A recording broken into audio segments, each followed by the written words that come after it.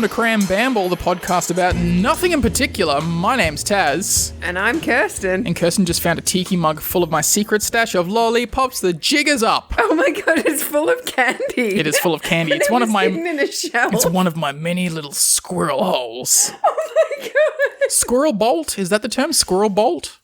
Bolt hole. Bolt hole. That's the one you're looking for. That sounds like something that you would need to know as a shipwright too. A bolt hole.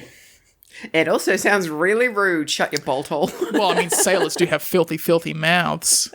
Notoriously, yes. Notoriously. I do. I feel like, actually, this was not where I was going, but now that we're on that topic, I think, I don't know specifically a country in particular, but I think a country, mostly like a larger, more, I don't know what the term is, more dominant Western country, needs to be run by like a real salty old dockhand, like a 70-year-old dude with one eye who's just seen some real rough shit. And he's just like, yeah, I don't care anymore. We're just gonna, everybody eat sardines. Ain't no more of this candy and bread. We're getting rid of corn. Corn makes people fat. Only sardines. Or something to that effect. Well, it's the Japanese have a very similar diet of, fish. Lots of fish. That was the takeaway. Longevity. Out of my whole bit, that was the takeaway. No, the Japanese got a really fish-heavy diet. They're quite healthy. They live till 110. Well, I was just thinking, would I follow this guy? Would I vote for him? Because I'm pretty sure I would now. Yeah. Oh, yeah. No, I like your policies.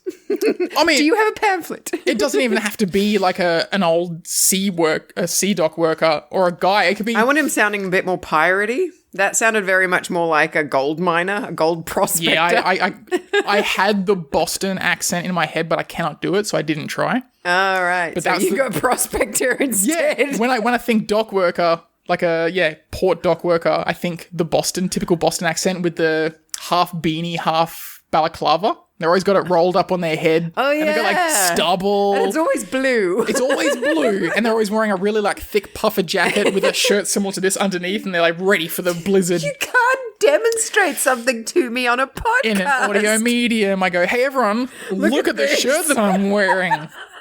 They understood. They got it. But... And this has nothing to do with the things or he's dressed exactly like I am now. Like me, except less attractive.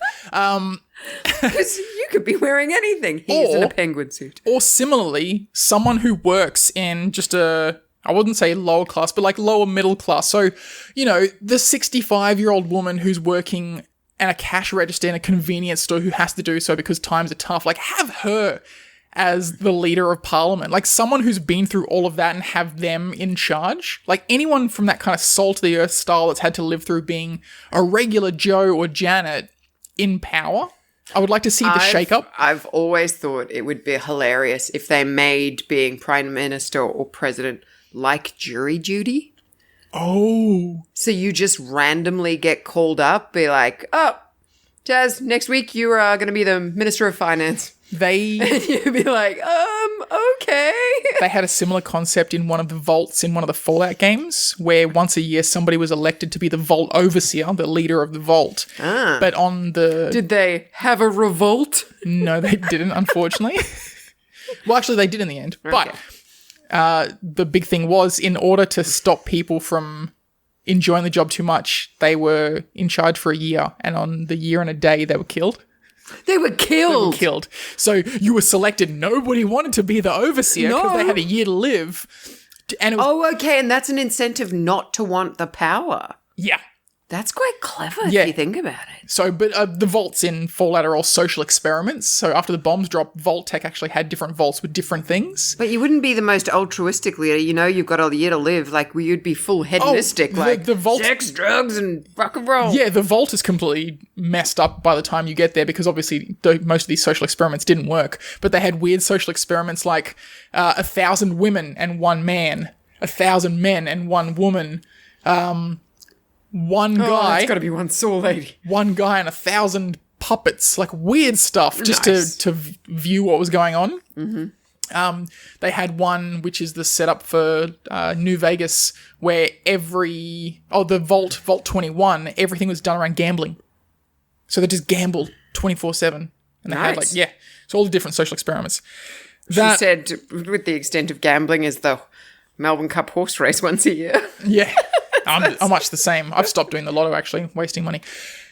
Anyway. Got to be in it to win it. That was a very long tangent. Welcome to Bamble.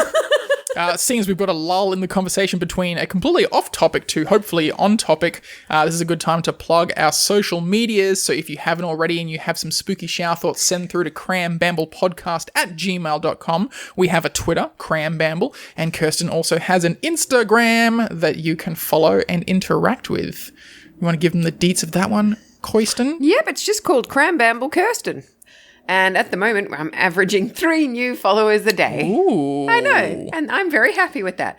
And I do engage quite well with everybody, unless, and for some reason, people don't realize we're a couple. Oh, are you getting big pics? Well, no, just propositions. Just constant. Propositions? Are you single? I have made it abundantly clear, no. No. And they clearly don't listen to the podcast because they would know. Yeah, definitely not single. If you happen to be a listener who has found us through Krambamble Kirsten,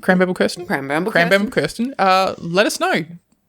Throw your hands up in the air on the Instagrams or the Twitters. I have not been managing the Twitter very well. We have 3 followers because I'm very lazy with it. That's my bad. I apologize. And I said I would maintain their Instagram, and I think I'm doing a fairly good job. I'm no tech-savvy person. I think it's an easier medium to run with because you can have a visual, whereas Twitter, you're just kind of like, I'm just throwing words out into the world, and I think people care more about the things they post than the things they read. And I've got to admit, I don't like all the pictures of me on there, but they seem to get a lot more likes and follows. Humble brag. Oh, no, because I think it's just people.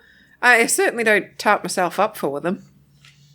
I think it's just you'd rather look at a person than an inanimate object. I think it's just people like people. Maybe. Yeah. What about that Instagram that was just pictures of the Barbie doll doing things? That's both. That's a person and an inanimate object. Dun, dun, dun. Then you're diving into the uncanny valley there. Unless it's a haunted Barbie doll. That'd be cool. Which segues really well into something incredibly disturbing I was reading about today. All right, let's do it. Segway. That's the sound of one of those little segways. Oh, gosh, I wish they went fast enough to make that noise. Two-wheel That'd be mean cool. machine. Why don't they make them that cool? The Northern Territory Police Force has ones that are souped up.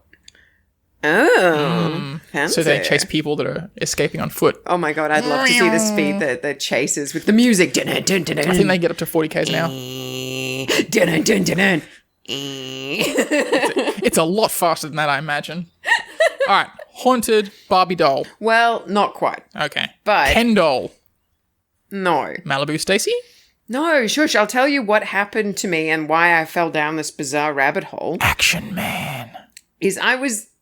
my weird shower thought that it will go nowhere, so we don't even need to engage with it. Okay.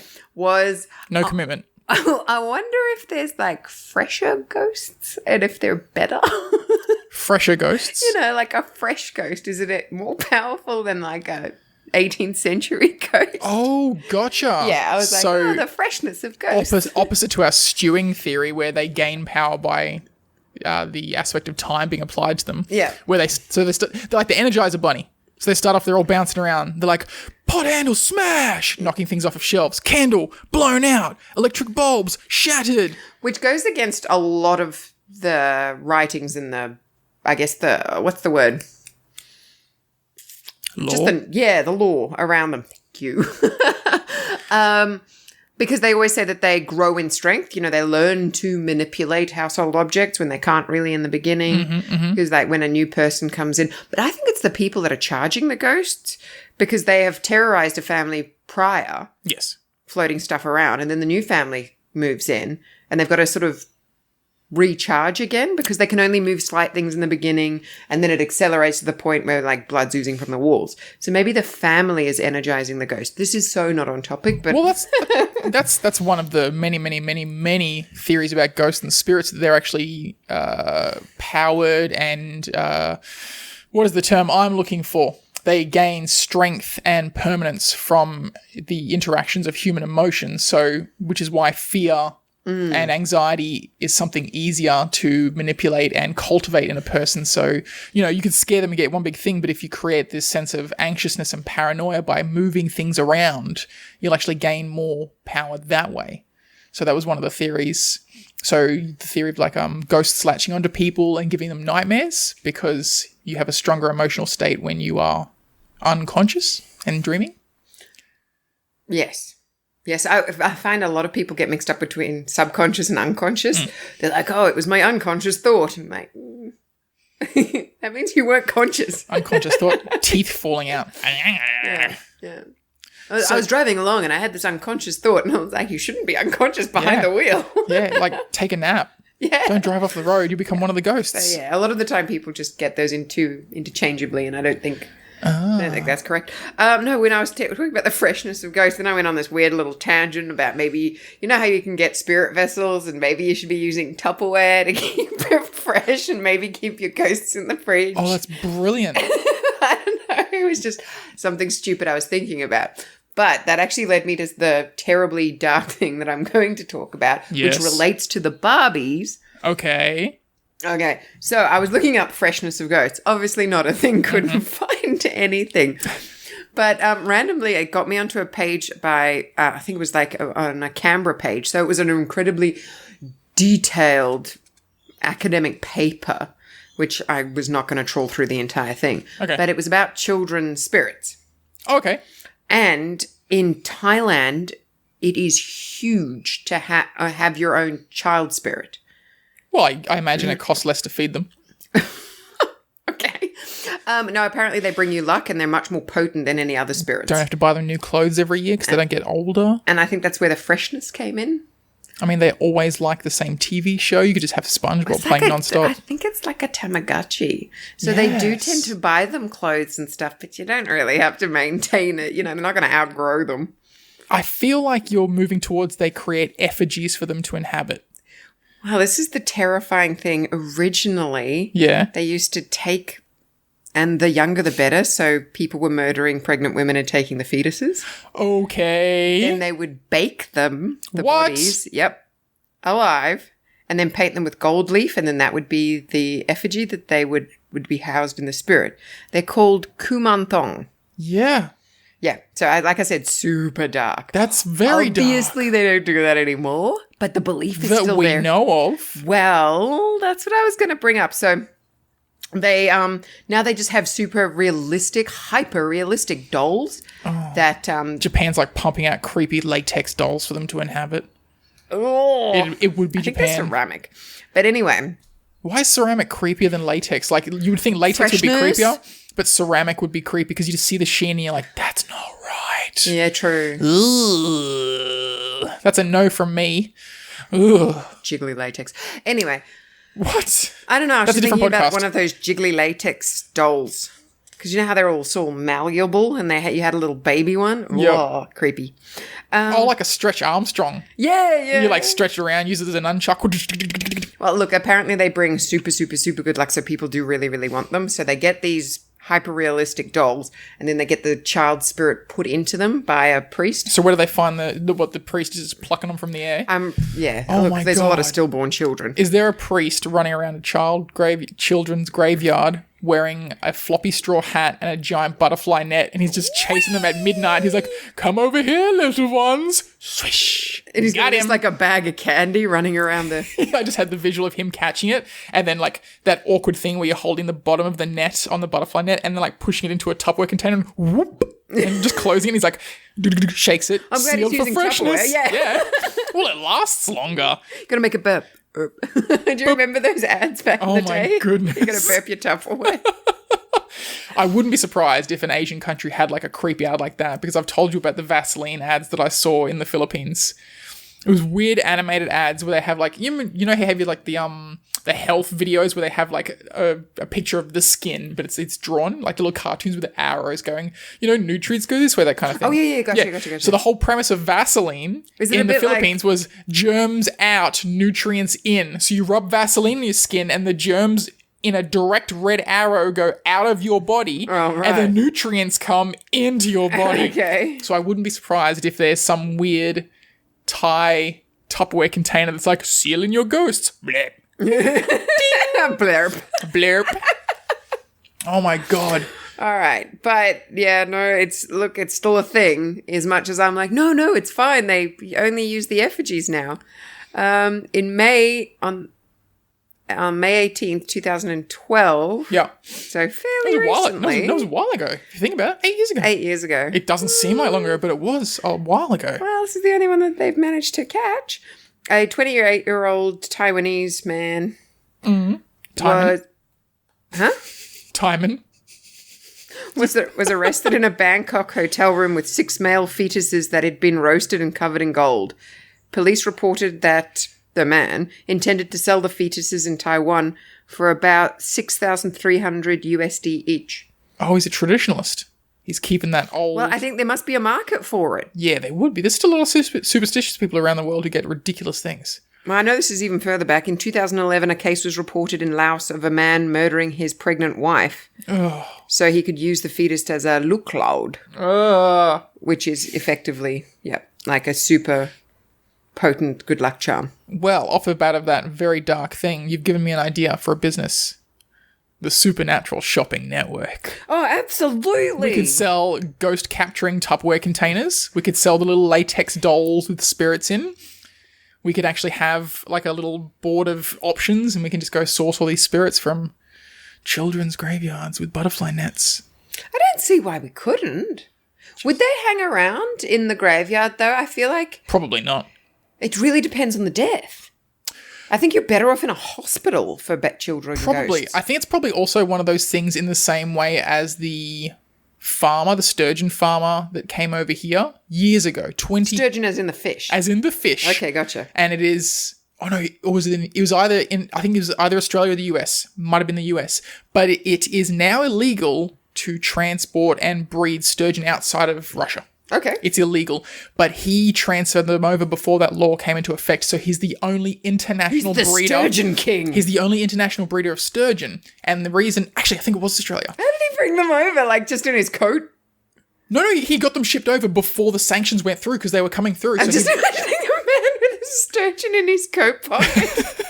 I don't think it would last very long. No. It's a long trip. No. You have them shipped. But the crop, as it were, air now quotes. I'm imagining a ship just with little leashes and the sturgeon behind it. It would have been fertilized eggs. He would have brought fertilized eggs over. Gotcha. That makes a lot more sense. So that batch has now matured to the point where they are producing caviar.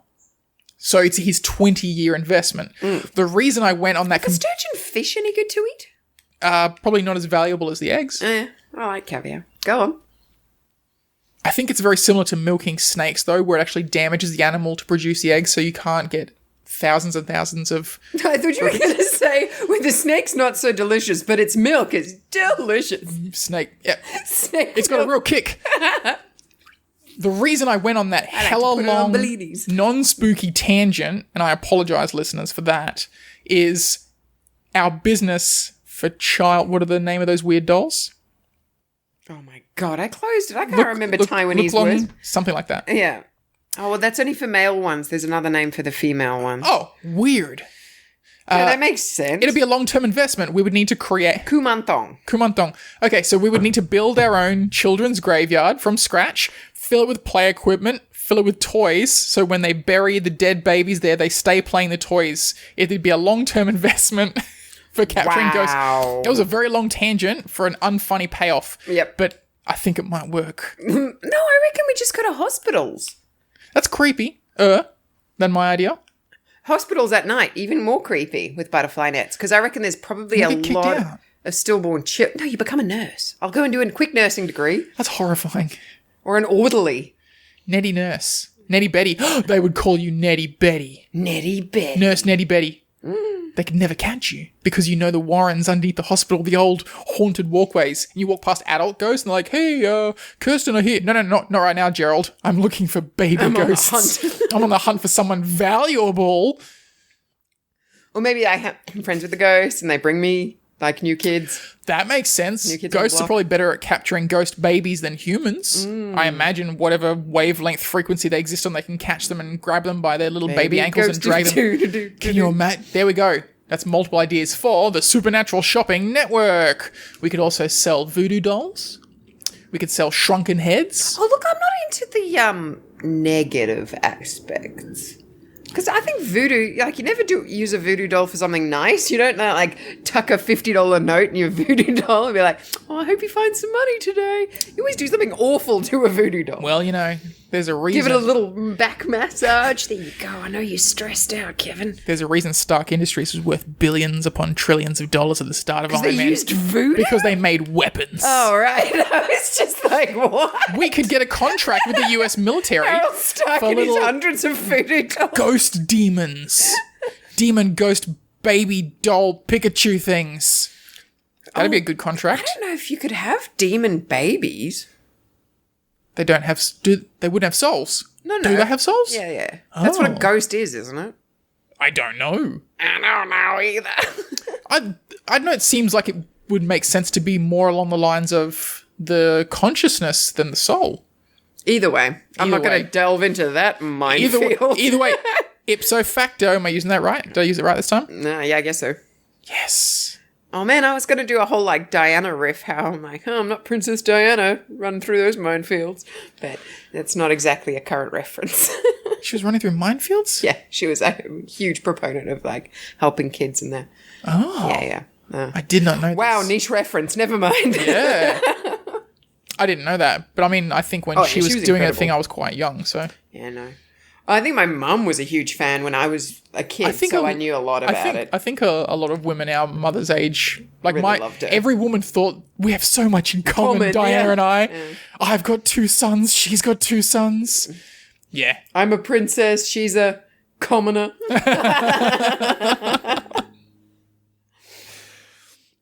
Santa Claus is a cryptid. That makes absolute sense. Just like Krampus? Well, here's my list that I've written down on actual paper, because fuck the trees. Whoa! Yeah. Whoa! I know. No! Well, I figured I'd try to get us some listeners through controversy. I've tried the honey, now I'm trying the vinegar. Oh, I was pouring vinegar all over this podcast. I'm not some British chips. British chips! Crisps! No. Crisps are the crunchy ones. I know, but they're chips too. No, only in Australia. There's a huge void of difference between a crisp and a chip. Yeah, I know, but we call crisps chips here. And you put vinegar on them too. Okay, yes, fair enough. I know. enough. See the confusion? And delay. Oh, Santa Claus is old as hell. Check. Yeah? He's got a lair. And I put in parentheses, that nobody has found. Check. I'm playing with fire right now, listeners. He's got minions. Check. True. Just as a quick aside, yes. Taz said to me before the podcast, he's like, you sit in such an awkward way. You keep banging the table when we record. And I am actually playing with fire right now. Not literally. Because I am swinging on my chair. Rocking in her chair. And I bet him... old creaky wooden chair on her feet. I bet him $10 I wouldn't bang the table this podcast. Do you even have $10 to give me when you lose this bet? Yeah. That didn't sound very convincing. He crawls into your house like a demonic rat. Like the last part was a little bit of creative flair on my part. He crawls into your house like a rat? Demonic rat. Oh, a demonic very rat. Very cryptid behavior. You say that like that's a thing. There's demonic rats? So, here's where I went with this little rabbit hole. Mm-hmm. So, he used to be known by a different name, then he rebranded. Multiple times. Yeah. So, there's your Krampus aspect. Santa Claus. Same dude. St. Nicholas. I mean, that's if it's the same guy. What's he really up to? That's my question. He can only come into the houses that he's invited into. That's not true. Is that true?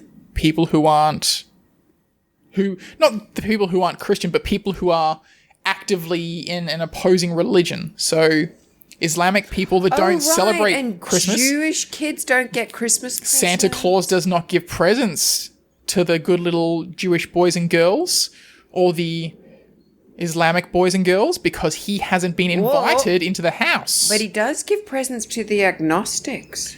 Because they invite him. They invite him by putting up some sort of decoration or mentioning to the kids, oh, Santa's not going to bring you gifts if you're not good. That's an invitation. Huh. Okay, so it's not a Christian thing. Are they really elves? Or are they the enslaved souls of children trapped in wooden dolls? That's a fair stretch, baby. No one's seen them. So that got me onto the thought of... But that could be like, that's like, are they really elves?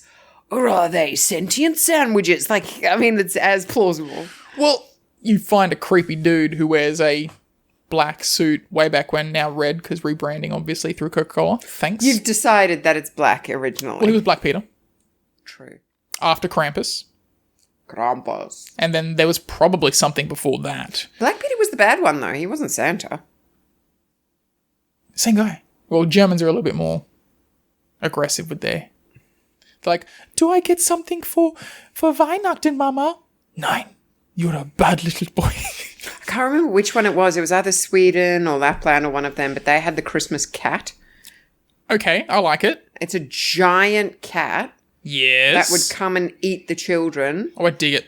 if the parents didn't give them new socks at Christmas. Ooh. So if you're...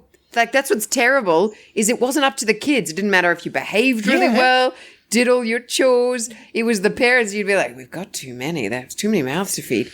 Don't give Samantha any socks this year. Can you imagine? Christmas cat. Christmas Eve is like the most violent game of musical chairs, but it's musical socks. There's 2 pairs of socks. There's 3 children. And they put the little needle from the gramophone. It's like, time to start circling the socks, children. I did not intend to do the circus music. It was going to be something else, but I felt that was more appropriate to the creepy scenario. For me, it was more like, this is Sparta. This is Sparta. The kids are all fighting each other. Oh, your feet are looking very cold there, children. I hope somebody can get some new socks on those little toes. Why the circus? It's the only music I've got on hand in my brain. I love that nothing else is in there. You've done circus music twice. Like, you had 2 there's nothing else. opportunities. I recently cleared the cache in my brain, and that's the only song that's left, because that's the factory build. There's a fun game. Like, okay, apart from circus music, sing any tune that you've got right now in front of your brain. Ring a ring a rose. It's all the creepy ones. That is a really good creepy one. I literally went to start humming another one, and my brain was already going. I know. I could see what was happening there. Get out of my brain. Get out of my brain. So before we get to the end, I've just hit my microphone twice. I've done a bit of cursing there. Winner! No, the stipulation was still got to get through the podcast. Other holiday cryptids. Sorry. Yes, gosh, I keep derailing you. Easter Bunny. Uh-huh. It's not the Easter Bunny. Okay. That's Bigfoot. Yeah, that's why he's got fur. He's got big feet. He's got fur. Rabbits have big feet. Where'd Bigfoot go? He bounced. Oh, baby. Was that all an elaborate setup for that joke? Maybe. Oh, no. You can't just sing your way out of it. I can. Watch me. Watch me, audio listeners.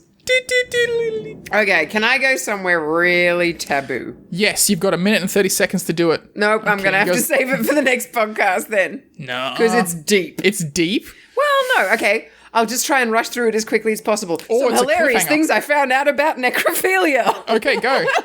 Speed round, go. Okay, super quickly. The Egyptians left women particularly beautiful women to decay for 3 or 4 days before embalming them so that no one would have sex with them. Next. So they were really, really gross looking. Okay, then there was a Greek guy called Periander who defiled his wife's corpse, and then it coined the metaphor, Periander baked his bread in a cold oven. Next. I thought that was really funny.